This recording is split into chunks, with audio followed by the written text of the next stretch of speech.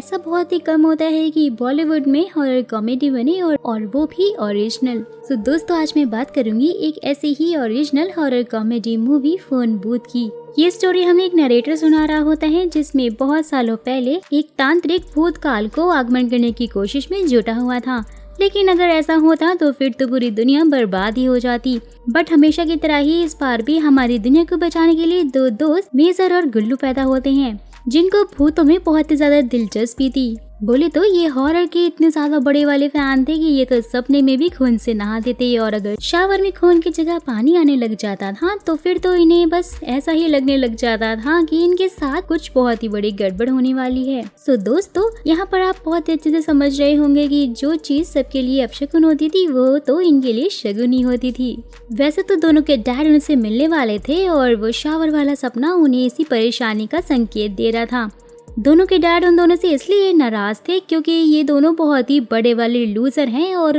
जो भी इन्होंने अभी तक बिजनेस स्टार्ट किया है वो इन्होंने कभी कंप्लीट ही नहीं किया है, वो हमेशा ही डूब गया है क्योंकि उसमें उन्होंने कुछ न कुछ भूतियापा कर दिया है। दोनों दोस्तों को भूतों में इतना ज्यादा लगाव है कि ये तो भगवान की जगह राका नाम के एक स्टैचू को पूजते हैं। ये राका ही इनका भगवान है। वैसे वो इस राका नाम के पुतले को 10 साल पहले एक काली पहाड़ी के पीछे बने हनुमान मंदिर के पीछे से जमीन से खोदकर जो लेकर आए थे। दोनों दोस्त राका के सामने हाथ जोड़कर उनसे विनती कर रहे होते हैं कि उनका ये नया बिजनेस बहुत ही अच्छे से चल जाए, वरना उनके नेक्स्ट बिजनेस के स्टार्टअप के लिए उनके फादर्स उनको पैसे नहीं देने वाले हैं क्योंकि वो लोग ऑलरेडी ही अपने फादर का 5 करोड़ रुपया डुबा चुके हैं। वैसे तो उन दोनों का ये नया बिजनेस पार्टी ऑर्गेनाइज करने का है, लेकिन गेस करने वाली बात तो ये है कि वो पार्टी का थीम क्या होगा। जी हाँ दोस्तों, बिल्कुल सही समझ रहे हैं, पार्टी का थीम भी भूतों वाला ही है। यही कारण है कि कोई भी उनकी पार्टी में नहीं आता क्योंकि भाई ये तो इंडिया है और यहाँ हम हैलोवीन नहीं मनाते, जो कि सब नॉर्मल लोग भूतों की कॉस्ट्यूम पहनकर यहाँ पर आएंगे। तो वहाँ पर कोई भी नहीं आ रहा था तो इसलिए ये बेचारे दोनों बोर ही हो जाते हैं कि वहाँ ये नोटिस करते हैं कि उनके राका की आंखों की तो लाइट ही बंद हो गई है। तो वो उसकी आंखों की लाइट को ठीक करने लगते हैं, जिस दौरान उसे बिजली का बहुत ही जोर से झटका लग जाता है जिसमें वो दोनों ही बेहोश हो जाते हैं। और फिर जब उन्हें होश आता है तो वो देखते हैं कि उनकी पार्टी में बहुत सारे लोग आए हुए थे, वो भी प्रॉपर कॉस्ट्यूम पहने हुए थे और अब वो दोनों वहाँ पर आए हुए उन सब लोगों से एंट्रेंस फीस मांगने लग जाते हैं, जिस दौरान उनकी मुलाकात होती है रागिनी से। लेकिन दोस्तों यहाँ पर आप थोड़ा सा गलत सोच रहे हैं क्योंकि ये रागिनी MMS वाली नहीं है, बल्कि धुनकी वाली हमारी कैटरीना कैफ है। सॉरी, कैटरीना कौशल है जो की मूवी में भूतनी बनी है। जहाँ तक मुझे लगता है कि आप सबने गैस कर ही लिया होगा कि मेजर और गुल्लू को भूत दिखने लगे हैं, लेकिन इस बात का पता ना तो मेजर को होता है, ना ही गुल्लू को और ना ही हमारी भूतनी रागिनी को। लेकिन जैसे ही वो दोनों रागिनी के साथ में सेल्फी लेकर फोटो को बिना देखे रागिनी को पकड़ा देते हैं तो रागिनी समझ जाती है कि ये दोनों छछूंदर भूतों को देख सकते हैं क्योंकि उस फोटो में रागिनी के अलावा वो दोनों ही दिखाई दे रहे थे। फिर हमारी खूबसूरत सी भूतनी के साथ थोड़ा नाच गाना वो लोग करते हैं, जिसके बाद उन्हें वहीं पर पुलिस दिखाई पड़ जाती है जो कि उन दोनों को उसी हवेली में पकड़ लेती है जहाँ ये दोनों पार्टी कर रहे थे। गरीबी में फाइन भरने के बाद बेचारे वो दोनों घर की ओर निकल पड़ते हैं और दोनों को तो यही लग रहा था कि उन्होंने जो थोड़ी देर पहले बहुत सारे लोगों के साथ और खूबसूरत सी भूतनी के साथ में नाच गाना किया है वो सब इनका एक सपना है, क्योंकि वो करंट की वजह से बेहोश जो हो गए थे और जब होश में आए तो सामने तो उन्हें पुलिस ही दिखाई पड़ी। दोनों फिर कार में रागिनी को इमेजिन करके ग्रीन कलर का एक ड्रग लेते हैं और नशे में भंड होकर गाड़ी चला रहे होते हैं, जिससे कि उनकी गाड़ी की टक्कर चिकनी चुड़ैल से हो जाती है, जिसका सिर्फ नाम ही चिकनी था और वो तो किसी एंगल से चिकनी लग भी नहीं रही थी। तो अब इस टक्कर की आवाज फिर उन्हें भी आती है। वो बाहर आकर चेक करते हैं तो वहाँ पर उन्हें वही चिकनी चुड़ैल जो कि विधवा थी वो वहीं पर पड़ी हुई दिखाई देती है और उसके पैर तो उल्टे ही थे। जहाँ वो सोचते हैं कि इनकी गाड़ी की टक्कर की वजह से ही उस बेचारी चिकनी चुड़ैल के पैर उल्टे हो गए हैं, लेकिन वो तो जानते ही नहीं थे कि वो तो चुड़ैल है। दोनों फिर उसके पैर सीधे करने की कोशिश कर रहे होते हैं, लेकिन बेचारी हमारी चिकनी चुड़ैल को तो बहुत ही ज्यादा पेन होने लग गया था, जो कि फिर उन दोनों नमूनों से डरकर वहाँ से निकल लेती है। 9 तो 11 हो जाती है। फिर उसके बाद वो दोनों भी अपने घर पर आकर घोड़े बेचकर सो जाते हैं, लेकिन बीच रात में ही कोई उनके चादर को धीरे से खींचकर उन्हें जगा देता है। हॉल में आने पर फिर उन्हें रागिनी दिखाई देती है और शुरू में उन्हें ऐसा लग रहा होता है कि नशे में उन दोनों में से किसी ने तो रागिनी को घर का एड्रेस और साथ ही चाबी भी दे दी होगी, क्योंकि भाई अब गुल्लू के दिल में तो रागिनी के लिए फीलिंग्स थी। साथ ही हमारे मेजर भैया के मन में भी रागनी के लिए लस्ट वाली फीलिंग्स थी। बातों ही बातों में रागनी फिर उन्हें बताती है कि वो एक भूत है, जहाँ पर पहले तो उन दोनों को उस पर यकीन नहीं हो रहा होता है, लेकिन फिर जैसे ही रागनी मेजर की बॉडी में घुसकर फिर उसको परेशान करने लग जाती है तो वो दोनों उस पर यकीन कर लेते हैं। साथ ही उन्हें ये भी पता चल जाता है कि भूत देखने की शक्ति उन्हें किसी और से नहीं बल्कि राका से ही मिली है, जहाँ पर रागनी फिर इन दोनों को एक बिजनेस का आइडिया देती है, क्योंकि वो भी जानती थी कि ये दोनों तो नल्ले हैं और इनके पास कोई काम ही नहीं है, जिसका नाम वो फोन बूथ रखती है, जिसमें वो इंसानों के अंदर घुस जाएगी और उन्हें अपने वश में कर लेगी, जिसके बाद वो इन दोनों के सामने उस बंदे के अंदर से बाहर निकल आएगी, जिससे कि वो दोनों फेमस हो जाएंगे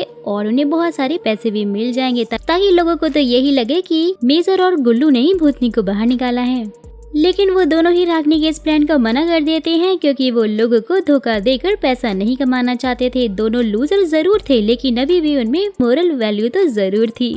जहाँ पर तभी उनका दूध वाला उनसे 3 महीने के पैसे मांगता है, लेकिन रागनी तब तक वहाँ से जा चुकी थी, क्योंकि वो एक भटकती आत्मा जो थी। वो दोनों रागनी के प्लान को लेकर बहुत ज्यादा सीरियस हो गए थे, लेकिन एक अलग सोच के साथ में, जिसमें वो लोगों के साथ फ्रॉड नहीं करेंगे। वो सच में लोगों के अंदर घुसे हुए भूतों से बात करके उन्हें वहाँ से निकाल देंगे, क्योंकि वो अब सच में भूत जो देख सकते थे। जहाँ पर तभी उन दोनों के पिताश्री पहुँच जाते हैं और हमें ये पता चलता है कि मेजर के पिता पंजाब से हैं और वो चाहते हैं कि उनका बेटा फौज को ज्वाइन करके लोगों की जान बचाए। वही गुल्लू के पिता चाहते हैं कि गैलीलियो यानी कि गुल्लू वो एक साइंटिस्ट बने और रॉकेट बनाए, लेकिन दोनों ने ही अपने डैड को निराश करके रखा हुआ था और अब उन्हें घोस्टबस्टर बनकर आत्माओं को पकड़ने का काम करना है। ये सुनने के बाद तो मेजर के ऊपर एक के बाद एक बहुत सारे थप्पड़ पड़ने लग जाते हैं।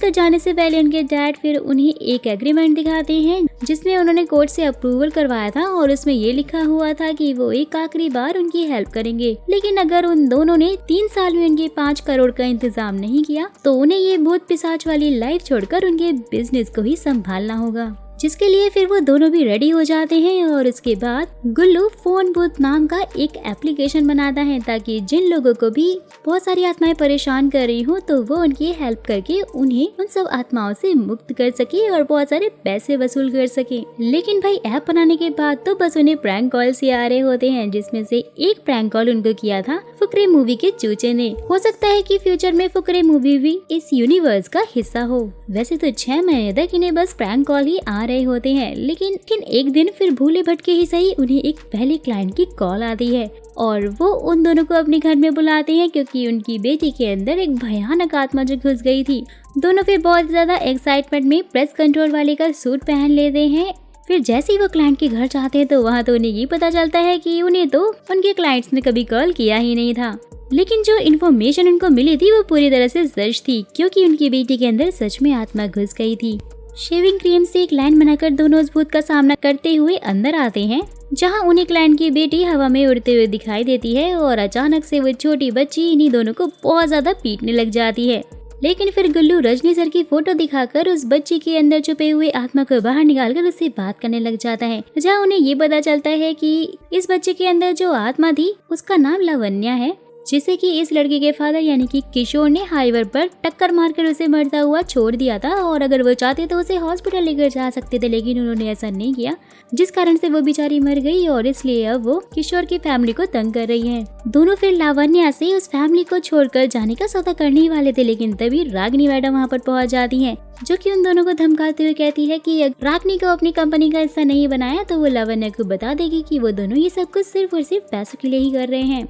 ये सुनने के बाद तो उनका भाना न फूट जाए, इसलिए वो रागिनी को अपनी टीम में शामिल कर लेते हैं और 10 लाख रुपए किशोर से लेकर वो लावण्या की फैमिली को दे देते हैं, जिससे कि दोनों का ही भला हो जाता है और ऐसे उनका पहला केस भी सॉल्व हो जाता है। जिसके बाद रागिनी की हेल्प से उन्हें बहुत सारे कॉल्स आने लग जाते हैं, क्योंकि रागिनी ने ही किशोर के अंदर घुसकर उन्हें फोन बूथ को उनकी बेटी के लिए बुलाया था, जहां वो तीनों मिलकर बहुत सारे भूतों की हेल्प करते हैं और फिर उन्हें मोक्ष भी दिलवा देते हैं। जहां इसी बीच उन्हें अकाल नाम के एक तांत्रिक की कॉल आती है। कुछ बोल नहीं रहा होता है, लेकिन उसकी सांसों को सुनकर रागिनी समझ जाती है कि वो कोई और नहीं बल्कि अकाल ही है। वैसे तो नरेटर के अकॉर्डिंग इसी तांत्रिक का नाम है आत्माराम शास्त्र शक्ति, जिसके पास आत्माओं की एक बहुत बड़ी सेना है, क्योंकि वो सारी आत्माएं अकाल की बात इसलिए मानती है क्योंकि उन्हें तो बस यही लग रहा होता है कि वो उनकी भटकती आत्मा को मोक्ष दिलवाएगा। लेकिन रियलिटी में तो अकाल अपनी गुलाम आत्माओं को मोक्ष के नाम पर वो उन्हें बॉटल में कैद करके अपनी सीलिंग में छुपा देता है, और इस काम में उसकी मदद उसके बॉडीगार्ड राहु और केतु भी करते हैं। नेक्स्ट सीन में फिर अकाल से मिलने के लिए मिस्टर कुलकर्णी नाम का बंदा आता है, जिसे कि एक आत्मा बहुत ज्यादा परेशान कर रही थी, और उनकी बातों से हमें ये समझ में आता है कि मिस्टर कुलकर्णी ने पहले भी एक आत्मा को अकाल से कैद करवाया है। फिर बहुत सारे पैसे लेने के बाद अकाल उसे ये वादा करता है कि 2 दिन के बाद चंद्र ग्रहण की रात को वो उस आत्मा को हमेशा के लिए नष्ट कर देगा। वैसे दोस्तों, मिस्टर कुलकर्णी और उनके बेटे यश को जो आत्मा परेशान कर रही थी वो कोई और नहीं बल्कि रागिनी की आत्मा थी।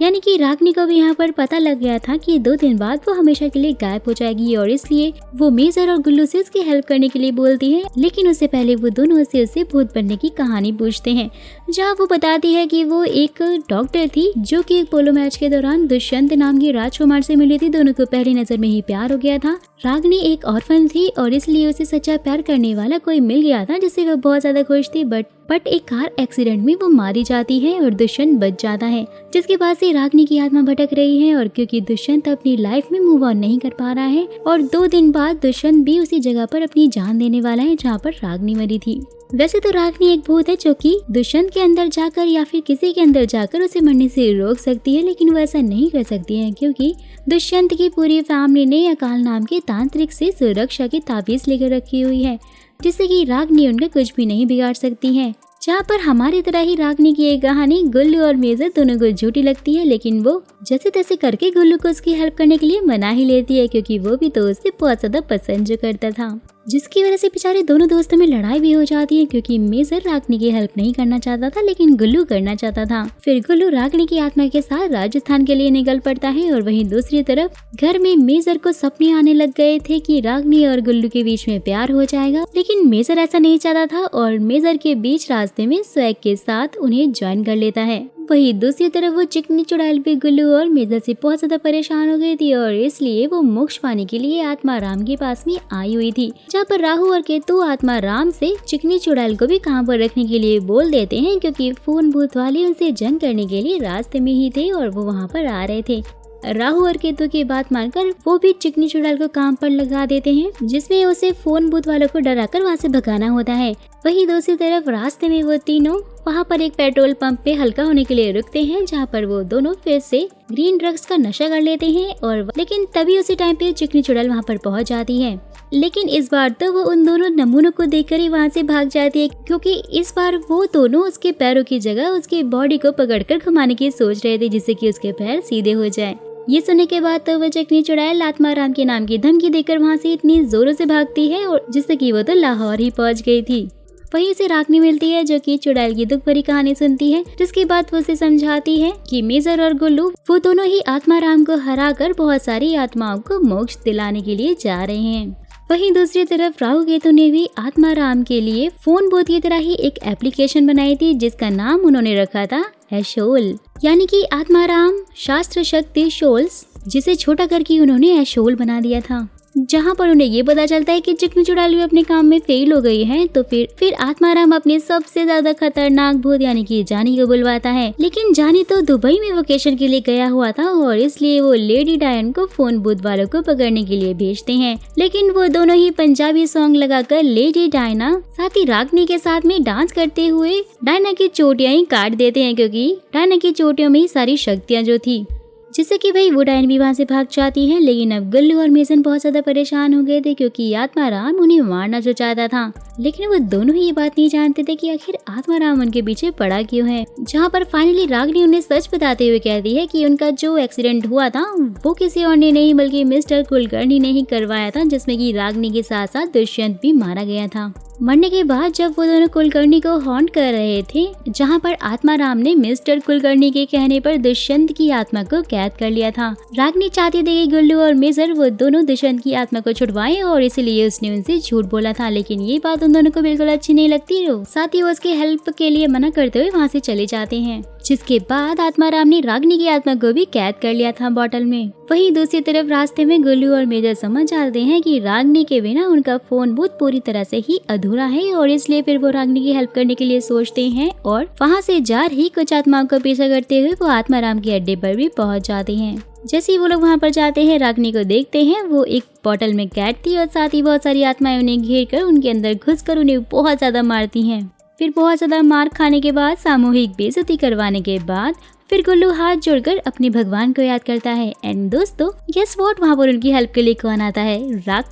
राका फिर वहाँ पर सभी आत्माओं को एक एक करके बहुत बुरी तरह से मार रहा होता है, जिसका फायदा उठाते ही गुल्लू रागिनी की आत्मा को बॉटल से बाहर निकाल देता है। सब लोग साथ में मिलकर लड़ने लग जाते हैं, लेकिन तभी आत्माराम अपने जादुई डंडे से दुष्यंत की आत्मा को बुलाकर उसे नष्ट करने की धमकी देता है। सब वहीं पर शांत हो जाते हैं, लेकिन हमारा गुल्लू भी बहुत स्मार्ट था। वो बहुत ही चालाकी के साथ में आत्माराम और उसके साथियों को बेवकूफ बनाकर दुष्यंत को आजाद करा देता है। साथ ही उन्होंने आत्माराम के उस जादुई डंडे को चुरा लिया होता है, लेकिन उसे यूज नहीं कर पा रहे होते हैं। लेकिन तभी बातों ही बातों में बेवकूफ आत्माराम उन्हें उसे यूज करने की ट्रिक भी बता देता है। जादुई अस्त्र से रिहा होकर सभी आत्माएं फिर बुराई से लड़ने लग जाती हैं, जिससे कि एक एक करके आत्माराम की सारी काली शक्तियां मारी जाती हैं। जहां पर भूत और इंसान दोनों साथ में मिल गए थे, जिस कारण से आत्माराम भी मारा जाता है। जिसके बाद गुल्लू एक रॉकेट जलाकर सभी कैद आत्माओं को आजाद करके वो उन्हें मोक्ष दिला देता है। फोन भूत का नाम सभी भूतों में बहुत ज्यादा चर्चित हो जाता है और वहीं फिर दोस्तों एंड में हमें ये पता चलता है कि इस कहानी का नरेटर कोई और नहीं बल्कि राका ही है।